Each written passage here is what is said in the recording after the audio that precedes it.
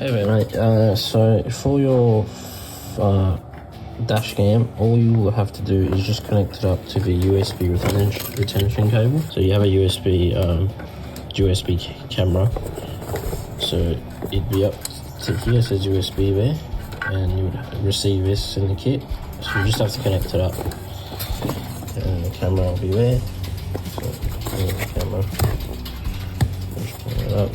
And on the head unit, you just go into your apps, you swipe all the way across to this HD DVR, and then you'll see your camera recording, as you can see there. Also, mate, just a reminder, you'll need a SD card to put into this slot here, so it records everything. We'll include one in the box.